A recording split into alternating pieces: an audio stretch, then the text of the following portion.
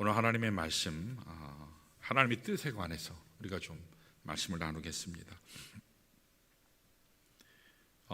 개구리가 양서류죠. 양서류. 그래서 물과 뭇을 오가는데, 특별히 연못가에서 우리가 많이 보지 않습니까? 봄쯤 되면 목양실 뒤쪽에 개구리들이 얼마나 합창을 하는지 몰라요. 그래서 저는 참 좋아요. 그래서 봉담이 도시는 아직 아니구나 그러면서 참 좋습니다. 얼마나 울어대는지 몰라요. 자, 그런데 이 개구리가 양서류인데, 이 개구리가 사막에서 생존할 수 없는데 호주 사막에 진출한 개구리들이 있대요. 사막에 진출한 개구리. 자기들 나름대로 생존하는 법을 몸으로 체득합니다. 그것은 바로 비가 올 때 방광 있잖아요. 이 오줌보에다가 물을 꽉 채운 후에 흙 속으로 최대 90cm까지 파고 들어간대요. 파고 들어가서 건기를 견디는 겁니다. 쨍쨍 내리쬐는 그 햇볕을 견디는데 대단하죠. 근데 얼마 동안 견디면 살 수 있을까요? 한 달이요? 3달이요? 6개월이요? 1년이요? 이렇게 버티면 좋은 날이 올까요? 그러면 얼마나 좋을까요? 그런데 사막이라고 하는 것은요, 아무리 목이 빠지게 기다려도 비가 오는 경우가 거의 없대요. 1년 내내 비가 한 방울도 오지 않는 때가 한두 번이 아니라고 합니다. 자, 그래도 여기 호주 사막의 개구리들은 걱정이 없대요. 왜냐하면 이 개구리가 얼마를 버티냐면 3년을 버틴대요. 3년을 버틴대요. 얼마나 깜짝 놀랄 일입니까? 저는 이 개구리를 이렇게 보면서 이게 아마 우리 믿는 자들도 그렇지 않을까. 인생에서 하나님의 뜻을 발견할 수 있는 때가 즉시 오면 좋은데, 도대체 하나님의 뜻이 뭔지 알 길이 없을 때가 숱하지 않습니까? 보이지를 않아요. 인내하는데 도저히 하나님께서 역사하시지 않는 것처럼 느낍니다. 자, 그러나 그리스도로 말미암아 구원받은 우리는 성령에 내주하시고 충만함 가운데 역사하시는 성령께서 도와주셔서 하나님의 뜻을 마침내 발견하게 된다는 사실입니다.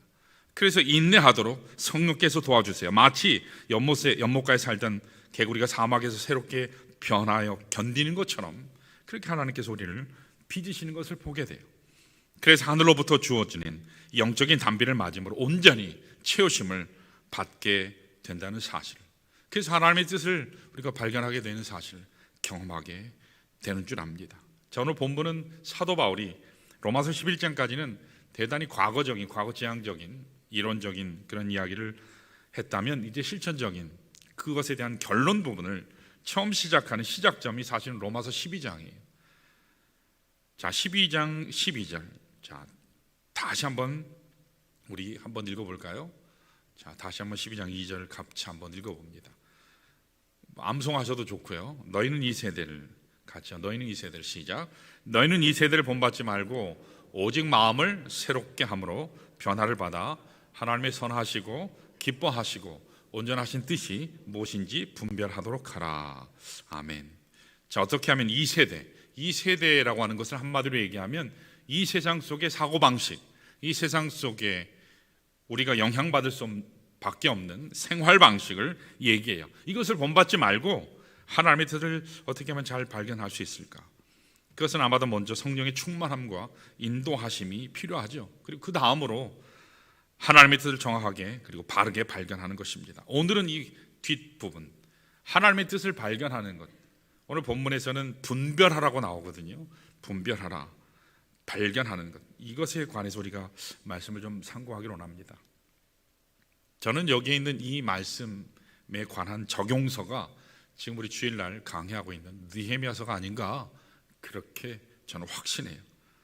매주일 우리 특별히 느헤미야서를 보고 있는데, 느헤미야서를 잘 보면 굉장히 하나님의 나라, 하나님의 뜻, 세상 가운데 있는 우리의 삶, 세상에서 살아가는 삶, 이것을 어떻게 균형을 이룰 수 있는 것인가, 조화롭게 살 것인가, 이것을 굉장히 잘 밝혀주는 그런 하나님의 말씀이에요.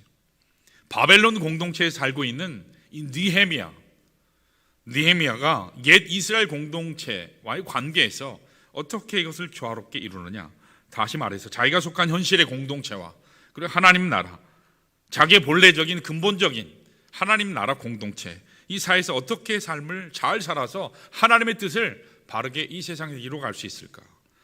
그것을 잘 보여주는 것이 바로 느헤미야예요. 그래서 저는 기독교 현실주의자거든요. 사실은 뿌리 깊은 이 세상에서부터 하나님께서 어떻게 역사하시는가, 그것을 잘 관찰하는 것, 그것이 오늘 우리 그리스도인들에게 과제인데, 여기에서 오늘 말씀을 통해서 어떻게 하나님을 거부하는 세상 속에서 우리는 살아가야 하는데, 이 세상에 거하면서 하나님의 백성으로 하나님의 뜻을 잘 구하며 어떻게 하면 살아갈 수 있을까? 오늘 본문을 통해서 좀 말씀을 나누길 원합니다.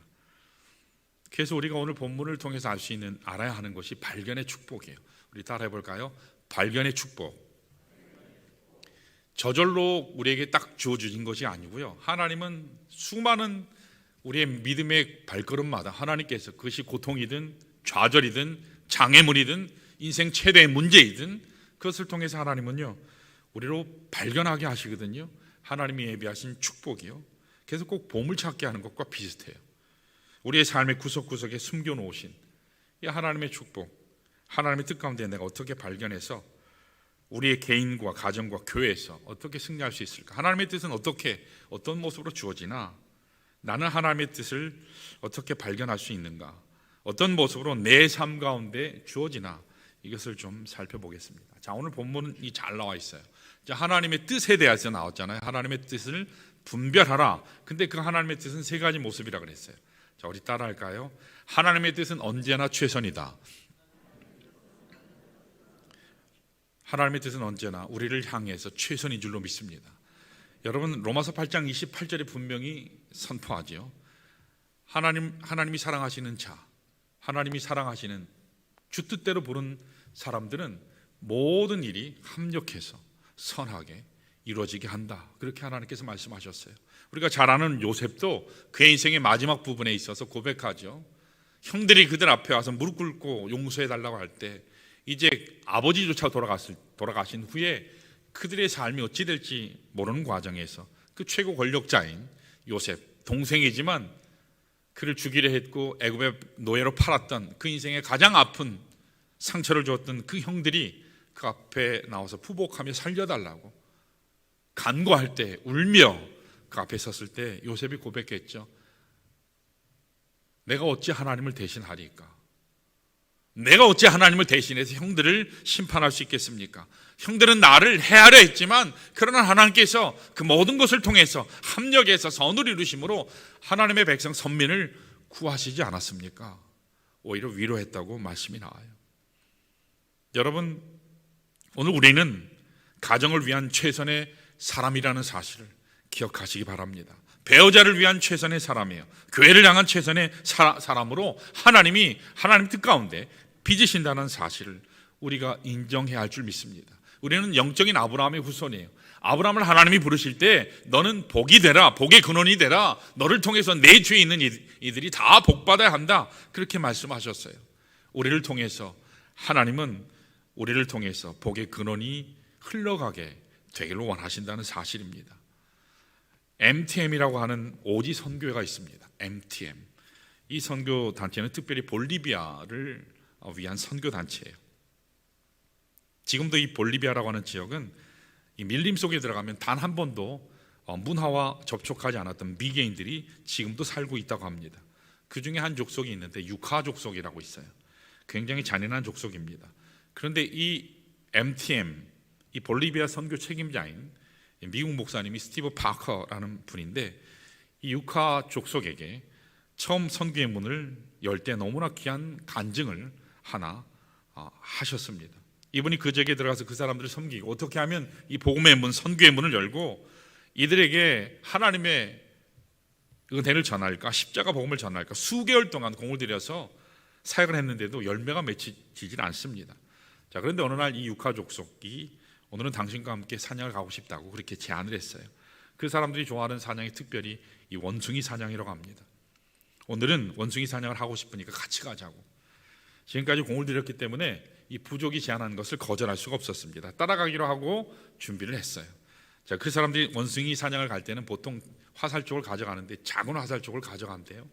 그런데 이상하게도 그날은 큰 화살촉을 가져가고 있습니다. 큰 화살 쪽은 맹수 잡을 때 아니면 다른 부족과 전쟁할 때, 그러니까 사람 죽일 때 쓰는 화살 쪽인데 그거를 화살통에 가득 집어넣어서 원숭이 사냥을 나간다고 하는 겁니다. 그 순간 이 스티브 파커 마음속에 굉장히 불안함이 있었어요. 저거 혹시 날 잡으려고 그러는 거 아니야? 섬찟했습니다. 여러분, 사람이라고 하는 것이 이게 예감이라는 게 있잖아요. 예감. 우리 그걸 육감, 직감이라고 그러잖아요. 뭔가 모르지만 오늘 이 사람들이 준비한 것이 심상치 않다. 그래서 제안을 했어요.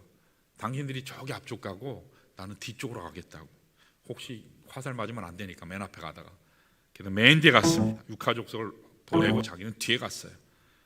근데 뭔가 찜찜해요. 등 뒤가 자꾸 섬찟합니다. 그래서 하나님께 기도했어요. 하나님, 뭔가 굉장히 위험한 것 같은데 하나님 제 등 뒤를 지켜주세요. 주께서 저를 보호해 주세요.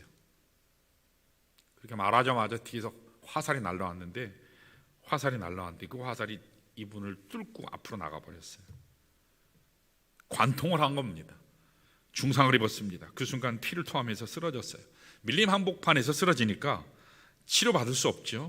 무전을 쳐서 이 헬기를 요청했지만 밀림 한복판이라서 발견할 수가 없었습니다. 더군다나 화살 쪽에 이 독이 묻어 있었기 때문에 열이 온몸이 열로 펄펄 끓습니다. 온몸이 퉁퉁 부어요. 출혈이 과다하게 됐습니다. 아마도 몇 시간 내에 죽는 것이 분명해집니다. 그때 자기도 모르게 자기 마음 가운데 하나님께 원망이 막 쏟아져 나오는 겁니다. 하나님 어떻게 이럴 수가 있습니까? 제가 다른 것 아니고 선교 위해서, 복음 위해서, 하나님 당신의 나라를 위해서 이 땅까지 왔는데 내 젊음을 바쳐서 지금까지 봉사하고 섬겼는데 하나님 어떻게 여기 와서 날 죽게 만듭니까? 등 뒤를 그렇게 지켜달라고 했는데 왜 내 등 뒤를 보호하시지 않고 이런 독화살을 맞아서 여기에서 이렇게 비참하게 나를 죽어가게 하십니까? 원망이 막 쏟아져 나왔어요. 육체적인 고통과 신음뿐만 아니라 영적인 고통과 함께 속에서 마음의 전쟁이 일어났습니다. 이틀 밤을 사경을 헤매면서 하나님께 원망하고 불평하고 그런 시간을 보냈어요. 자, 그런데 3일째 되는 날 하나님께서 환상 가운데 예수님이 나타나셨어요. 얼마나 밝은 모습으로, 얼마나 인자한 모습으로 나타나셨는지 만져주시면서 아들아 안심해, 염려하지 마, 내가 너를 보호한다. 말씀과 함께 그 상처 부위를 이렇게 터치해 주시는데 그 순간이요, 그때부터 열이 떨어지기 시작했습니다. 도끼가 점점 빠져나가기 시작했어요. 그리고 나서 바로 그 다음 아침 지금까지 그렇게 기다렸던 헬기팀에게 연결이 되고 그들이 그를 발견하게 돼서 병원으로 후송이 되고 죽음 직전에서 그가 건진받게 된 것입니다. 5개월 동안 병원에서 치료받고 다시 살게 됐습니다. 죽음 사망의 골짜기에서 이 건진받은 스티브 파커가 자기 고향으로 돌아갔을까요? 어떻게 했을까요? 다시 육하족속에게 돌아왔어요. 자기 등에 독화살을 쏘았던 바로 그 육하족속에게 다시 돌아가서 예전과 똑같이 예수 그리스도의 복음, 사랑의 복음, 용서의 복음을 다시 선포한 것입니다. 그가 증거하는 그 복음을 듣는 사람 중에는 그 큰 화살 쪽으로 자기를 죽이려 했던 그 사람도 거기에 있었어요. 하나님의 십자가의 사랑, 용서의 복음 앞에 그가 회개하고 예수 그리스도 앞으로 돌아왔습니다. 그 한 형제가 주님 앞으로 돌아오는 이 복음의 사건을 통해서 지금까지 철저하게 복음을 거부하고 하나님을 거부하고 하나님의 뜻대로 살기를 거부했던 그들이, 그렇게 야만적이고 무관심했던 육하족속들이 복음을 받아들이고 거기에 교회를 세우는 위대한 역사가 일어나게 된 것입니다. 사랑하는 여러분, 우리의 등 뒤 가장 연약한 부분을 누가 보호하실까요? 때때로 우리는요, 가끔 성급하게 판단합니다. 하나님 어떻게 그러실 수 있어요? 내가 그렇게 기도하고 내가 그렇게 하나님께 아랬는데 내가 하나님 그래도 이만하면 잘 사는 거 아니에요? 내가 이 정도면 하나님 뜻대로 산 거 아니에요? 어떻게 나한테 이럴 수 있습니까? 함부로 우리가 성급하게 판단할 때가 참 많아요. 나에게 조진 인간적인 생각으로 하나님이 나를 보호해 주시지 않았다고 원망할 때가 우리에겐 가끔 있어요. 그러나 사랑하는 여러분, 우리가 반드시 기억해야 할 것은 하나님은 반드시 하나님의 방법대로 여러분과 저를 건져내 주신다는 사실을 여러분 기억하시기를 축원합니다. 그냥 건지시는 것이 아니에요. 하나님의 뜻대로, 하나님의 목적을 이루시도록 더 위대한 하나님 차원의 그 뜻을 성취하기 위해서 우리에게 아픔도 때때려 주세요. 고난의 골짜기도 허락해 주실 때가 있어요. 어떤 때는 앞이 캄캄하게 보이지 않아서 사망의 음침한 골짜기와 역경 가운데 있는 것처럼 느끼게 하실 때도 있습니다.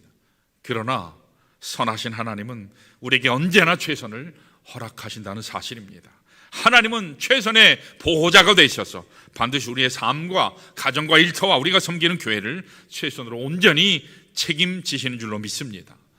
자, 또 한 가지 하나님의 뜻은요, 우리 따라할까요? 받을 만하다. 이 영어로는 acceptable 또는 pleasing 이렇게 나오거든요. 하나님이 기뻐하시는 이라고 하는데 그 의미보다는 우리 입장에서는 보면 받을 만하다 그런 뜻이에요. 시험에 있어서 받을 만해요. 고난에 있어서, 장애물에 있어서 언제나 견딜만 합니다. 그래서 결코 죽지 않아요. 오히려 그것 때문에 성장하고 하나님의 영광을 구하게 된다는 사실입니다. 자, 우리 고린도전서 10장 13절 한번 볼까요? 자, 같이 한번 읽습니다. 우리가 잘 알죠? 시작. 사람이 감당할 시험 밖에는 너희가 당한 것이 없나니 오직 하나님은 미쁘사 너희가 감당하지 못할 시험 당함을 허락하지 아니하시고 시험 당할 즈음에 또한 피할 길을 내사 너희를 능히 감당하게 하시느니라. 아멘. 여러분, 하나님은 언제나 자녀들에게 견딜 만한 것을 주신다는 사실을 여러분 기억하시기를 바랍니다. 제가 아까 서두에도 개구리 이야기 했는데 개구리 이야기를 또 하나 할게요. 자, 알래스카 툰드라 지역에 진출한 이번에는 북미 나무숲 개구리 이야기예요. 언젠가 영국 공영방송 이 BBC가 이 지구상에서 생존력 탑 10에 뽑을 때 당당하게 1위에 오르는 것이 북미 나무산 숲 개구리라 그래요. 북미, 그러니까 이 북미니까 미국, 캐나다 쪽이죠. 이들은 양서주로는 감히 엄두도 못 낼 알래스카 툰드라 지역까지 진출했습니다. 굉장히 추운 곳이거든요. 아까는 제가 사막 얘기했는데 지금은 이 알래스카 지역이에요. 겨울에도 얼지 않는 부동액을 스스로 몸에서 만들어낸대요. 몸이 얼지 않도록. 그래서 그 덕분에 신체 65%가 냉동된 상태로 최대 4주를 견딘대요. 개구리가 4주를 견딘대요. 여러분, 지금도 인간은 냉동 인간의 꿈을 꾸는 거 아세요? 언젠가는 해동 기술이 일어나서 100년 후에 200년 후에 내가 다시 살아서 그때 영생을 누리리라. 그런 꿈을 가지고 지금 미국에 이 냉동 인간으로 지금 돈을 투자하고 냉동 인간으로 지금 있는 사람들 굉장히 많아요. 사람보다 기술이 얼마나 월등한지 몰라요. 개구리가 해동 기술이 역시 뛰어나서 봄이 되면 24시간 내에 언제 그랬냐는 듯이요. 24시간 내에 스스로 해동이 돼서 팔딱팔딱 뛰어다닌대요. 얼마나 적응력이 뛰어난지요. 얼마나 생존력이 막강한지요. 생명력이 엄청난 겁니다. 저는 이것이 하나님이 창조하실 때부터 그 안에 DNA가 있었다고 믿어요. 어디든지 개구리조차도 하나님께서 살아날 수 있도록 그들에게 고난도 견딜만 할 수 있도록 하나님께서 DNA로 다 심어주셨다고. 그렇지 않고는 이런 일이 일어날 수가 없거든요. 사막에 갖다 놓으면 사막에 있는 대로 살고, 알래스카 그 얼음 지역에 갖다 놔도 거기 가서 또 견디고 살고. 저는 이 기사를 보면서 하물며 하나님보다 조금 못하게 창조하신 사람에게는 얼마나 큰 축복의 DNA를 허락하셨을까, 참 굉장히 기대가 됐어요. 여러분, 하나님을 기대하시기를 축원합니다. 하나님은 언제나 우리에게 주시는데 견딜만 하게 해주세요. 어떠한 고난이나 어떠한 환경 가운데서도 하나님 주신 것은 받을만하다, 견딜만하다, 더 나아가서 좋다, 그런 고백이 우리에게 필요한 줄 믿습니다. 여러분, 그래서 마침내 자기와의 싸움에서, 사탄과의 싸움에서, 세상과의 싸움에서 승리하게 하시는 줄로 믿습니다. 여러분, 한나이에만 하나 들어보면 아들이 없어서 고통하지 않았습니까? 그 고통은 당해본 사람이 아니면 몰라요. 이 상황 받을만 한가요? 아들이 없는 고통. 이게 지금 우리는 별로 생각이 없지만 옛날 고대 사회에 있어서 아들이 없다고 하는 것은요, 자녀가 없다라고 하는 것은요, 하나님께 천벌받은 증거거든요. 그러니까 내가 천벌받은 죄인이다 라고 하는 사실을 내가 안고 산다는 건요, 대단한 고통이에요. 이거 받을 만한가요? 그래서 하나님 앞에 서원해서 아들 천신만고 그때 얻기는 했지만 이제 무슨 고통이 또 찾아오나요? 그 사랑하는 아들, 눈에 넣어도 아프지 않는 그 아들, 자기 생명보다 더욱 귀한 그 아들, 근데 그 아들이 시간이 되면 성소에 갖다 하나님께 바쳐야 돼요. 점점 그날이 가까울수록 고통했을 것입니다. 이거 받을 만한가요? 받을 만한가요? 엄마들은 못 견뎌요. 죽으면 죽었지 그냥 이대로 죽을래요. 그럴 거예요. 그러나 한나는 온전히 하나님께 서원한 대로 지켰지요. 그래서 하나님께서 그에게 주신 축복이 있어요. 엄청난 축복이에요. 처음에는 받을 만하지 않았지만 나중에 하나님께 온전히 뜻대로 행함으로 하나님께서 그에게 주신 축복은요, 엄청난 거였어요. 세 가지로 요약할 수 있을 것 같아요. 하나는 하나님으로 충만되는 기쁨이었어요. 아들을 하나님께 온전히 바쳤는데 그때 돌아오는 엄마는 정상적인 엄마였으면 다 미쳤을 거예요. 그런데 하나님께서 온전히 성령 가운데 역사하셔서 하나님 기쁨 충만하게 하셨어요. 하나님으로 충만하게 하셨어요. 하나님의 충만함을 경험하는, 하나님의 충만으로 사는 기쁨을 주셨어요. 또 하나는 뭐죠? 사무엘 이외에도 그렇게 아들, 딸들을 낳도록 하셨어요. 세 번째는 하나님께서 나신인으로 드린 그 사무엘이 이스라엘의 가장 위대한 사사가 되도록 하셨어요. 사무엘을 통해 왕정이 시작되었고 그가 기름 부음 받은 다윗을 통해서 예수 그리스도 메시아가 오시게 된 것입니다. 이런 면에서 이 한나의 고통은 받을 만한 것을 뛰어넘어서 놀라운 기쁨이 되는 하나님의 뜻을 그 인생 가운데 살아낼 수 있었다라는 것입니다. 자, 마지막 한 가지가 또 있죠. 하나님의 뜻은 어떻죠? 우리 삶 가운데요. 따라하겠습니다. 실수가 없다. 자, 또 하나 따라할까요? 실패가 없다. 하나님의 뜻은 절대로 실수가 없어요. 절대로 실패하지 않습니다. 흠이 없어요. 여러분, 인간이 당하는 가장 처절한 것이 돈 잃는 건가요? 건강 잃는 건가요? 자기 재산 잃는 건가요? 사랑하는 사람을 잃는 건가요? 그런데 하나님의 사랑은요, 하나님의 계획은요, 하나님의 은혜는요, 우리를 향하신 그 뜻은 결코 늦지 않는다는 사실입니다. 하나님은 가장 정확하게 당신의 뜻을 하나님의 시간 가운데 하나님의 방법으로 우리에게 주신다는 사실을 우리가 항상 기억하시길 바랍니다. 여러분, 요셉 잘 알잖아요. 요셉이 총리 대신 되는 17살에 애굽에 끌려가서 그가 총리 되신 그 과정이 몇 년 걸렸죠? 13년이 하나님의 계획이었어요. 그런데 요셉은 11년째 되는 날, 11년째 되는 그때가 하나님께서 자신을 풀어주는 그때가 아닌가 생각했어요.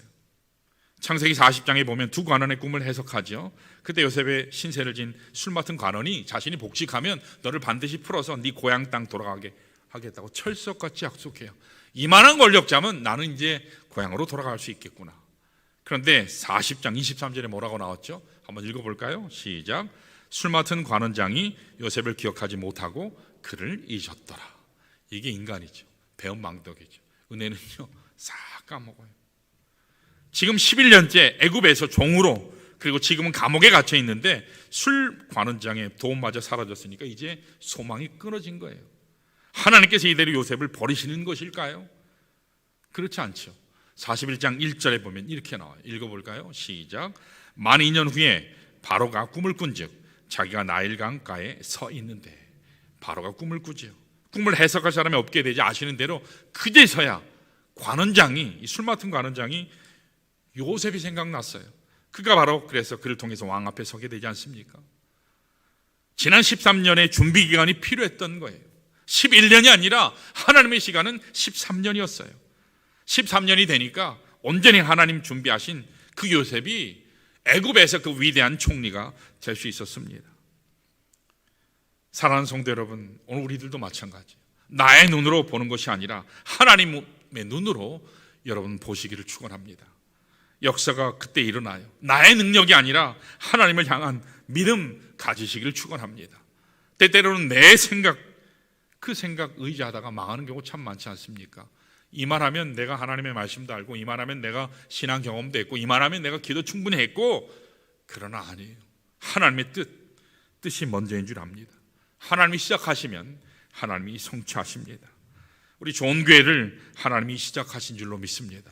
인간이 시작한 게 아니에요. 하나님이 이 땅 가운데 우리 좋은 교회를 시작한 줄로 믿습니다.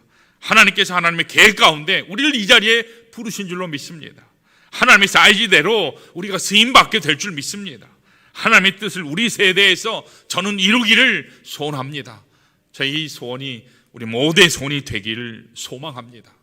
이 귀한 일에 여러분 모두 동참하셔서 하나님의 귀한 동역자가 되셔서 하나님의 뜻을 이루어내는 우리 하반기 사역자들 되시기를 간절히 축원합니다.